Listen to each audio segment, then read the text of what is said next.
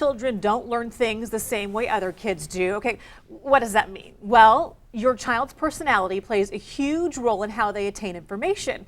We have invited author, psychic, and consultant Pamela Osley here to explain how your child's color will help you understand him or her a little bit better. What do you mean by color?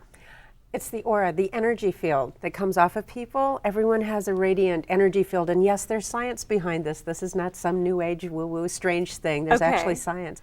And the different colors have different personality types attached to it. So this is something that comes natural to you, or have you, tell me how you understand this or see this. Well, I see it as like a glow that comes off of light bulbs, and I started seeing them about 28 years ago. Okay. Yeah. How interesting. So, So would I be able to see it off my own child or other people's children or other people? You could if you develop the ability. In the meantime, I've created books and websites that people can go and take a quiz and find out what the aura color is of themselves and their children. And we find this, especially you in your studies, I found this so important with kids in school because every child has a different personality, a different aura, you say. And I think what happens in school is they're all funneled into one style of learning and whatever the teacher decides, and that's when you see disruption in class. Is that right? That's right. Well, and it's hard for the kids. So for example, yellows are very energetic. Kids that have yellow auras, they have a hard time sitting still. They're all over the place. They're pleasers, they're creative, they usually have a sense of humor, but they're all over. So they get accused a lot of being ADD or ADHD, and so usually what people say is sit down, behave yourself. That's the worst thing you say to a yellow. You want to let them go run the track or run errands for you, or if they're learning, if they can doodle, as long as there's movement, a yellow can learn. Okay, so that's interesting because if you have a classroom full of all sorts of different colors, how is the teacher supposed to be able to allow the yellows to sort of be free? Well, one of the reasons that I wrote the book is to help, first of all, teachers and parents to identify what the different color personalities are. And so when it's really easy, he or she, the teacher, starts identifying that, okay, that one can't sit still, that one can't sit still, they're yellows. Let me get the yellows together and we'll go have them do a certain thing, or, have them be creative, or, let them laugh, let them be active instead of, there are the colors that they have to sit still and they can get disrupted by that kind of energy. Okay, so that's a yellow. Now explain to me what a violet is. Violet, right? Because those are your two colors too, with a little bit of blue. She nailed me like that. As soon as she saw me, she's like, you're a yellow and you're a violet. Violets are big personalities. Anyone that's got a violet child knows violets have big dreams. They're leaders, they're visionaries. They want to go travel, they want to make a difference on the planet. A lot of them are performers. So violets can get very bored at school if they're bored with the pace, because violets go 150. They want to get on with it. And some of the other colors like tans will go step 1, step 2, step 3, very analytical, very logical. Okay. And that bores a violet. So you want to give violets tasks where they're in leadership positions.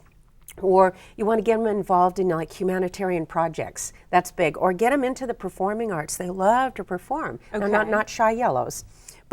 But violets need to be, dynamic. So if the teacher and the parents can help them do that, you're going to have much happier people, because otherwise violets get very depressed. Okay. If they're suppressed, they get very depressed and very dramatic. Got it. Okay. I think she might be right.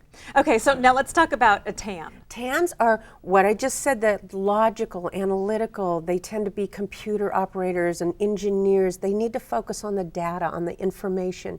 And they tend to process much more linearly and slowly. And so if because violets go 150, a tan's back here going, wait, 2, 3, very methodical. 4, okay. And tans have a harder time taking tests because they really pore over the data and the detail, and they don't express their feelings very much.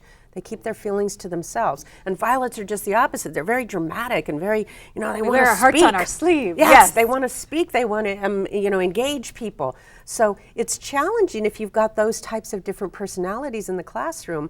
But I feel bad for the teacher. I mean, especially with budget cuts these days, they have 30, 35 kids in the class, no help, and this rainbow. Right, and I've been in the classroom. I've been in special ed, so I know the kids. But if you let the TANs all work together, and they get to pour over the details and the data and take tests on a different way, then the violets can go do projects and get involved in something that maybe helps other kids in other classes because they're leaders and teachers. So for those of us who don't have your ability to see aura and colors off people, you said you have a quiz on your website? Yes. What's your website? Auracolors.com, AURA colors.com. Okay, I think that might be, is just as kids are going back to school, why not take a few minutes, take the quiz, kind of see where your child or your children stand on that. And maybe if you can't convince your child's teacher to change the way they do things, do it at home. That's right. Perfect. Pamela, thank you so much for coming in this morning. I really appreciate your time. Thank you, Very Heather. interesting, by the way. Let's get over to Mark and talk about a great event, but it might be past curfew. We're talking about riding bikes at midnight. For you and I, Mark, this is way past our curfew. Oh, this is way past our bedtime. This is almost time for us to get up. Yeah. Okay. Thanks, Heather. And we're talking Midnight Madness here. It's a great bicycle ride through some of the most beautiful parts of San Diego.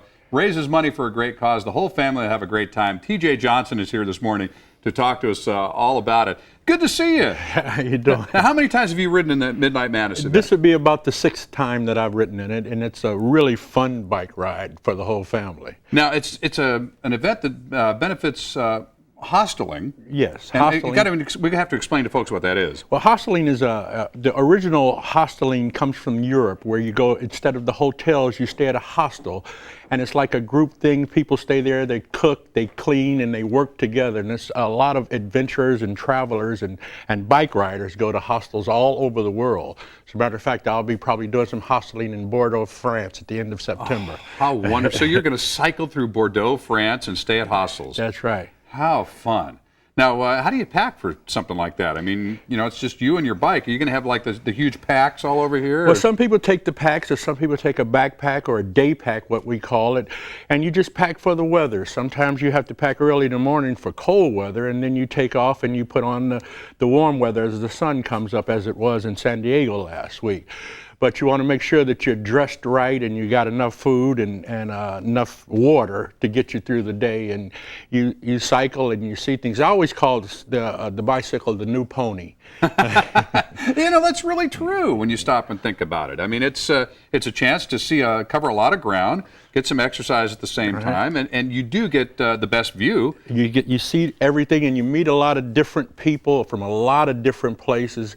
And cycling, you will never find anybody who's not friendly who will talk to you. Oh, see, that's just you paint a great picture, and that's setting up the event now. Now, it's been called Midnight Madness for several years now. We're not going to change the title, but so that more people can participate, we're going to back the startup time up until 9 o'clock. Yeah, we're going to start the ride at 9 o'clock, but you'll still be there at midnight because the festival is after the ride. The real madness starts yes, that's after what the real, ride. And one of the best things is that it's a beer festival, and you can bring the kids, but keep them away from the beer. But what you got to understand is that after you take a 12 or 13 mile ride, what do you want? You want a nice refreshment. So there's going to be soda and beer and a lot of music and entertainment and contests where you can win prizes. So that's where you decorate your bike. Yes, you decorate your bike with the lights. You decorate your costume. You probably won't notice it, but I'm Denzel Washington right now. That's who I'm going to go as. And if you win, you'll get 2 tickets from Alaska Airlines to any place that they fly. So there's some incentive to decorate your bike. Now, where is it being held again? It's going to be held at Spanish Landing, 9 o'clock Saturday, and get there early for parking, and you get there and you get ready. And there's a lot of people that you probably want to talk to. There'll be places where you can get your bike fixed. There'll be places where you can learn about biking, learn about how to sit on a bike. If you get a flat tire, there'll be marshals along the route to help you fix it. Okay, so folks, if you haven't signed up already, the registration online is actually closed, but you can just show up and sign up at the event. That's one of the reasons to get there especially early. But if you want to take a look at the event and more of what it has to offer, you've got the great website. Great website, www.midnightmadness.org. Midnightmadness.org. You would have thought that name would have been taken. Midnight Madness San Diego. And that's the only madness that happens that's healthy and good. And I guarantee you, if you do 12 or 13 miles, you're going to lose about 500 calories. Oh, beautiful thing. TJ Johnson, it's great to see you. Have a safe and wonderful ride. And then I understand before Bordeaux, you're going to take off and do a little short ride up to L.A. I'm going to ride all the way up to L.A. and it's 159 miles. It'll take 2 days, stop in San Clemente for a little break. Enjoy. All right. All right. You'll see him out there at Midnight Madness this weekend, so join him. All right, coming up a little bit later here, restaurants on wheels. Some San Diego food trucks here. Some of the best are pulling over for a little foodie event that you won't want to miss, the festival where you can try them all in one place. Coming up.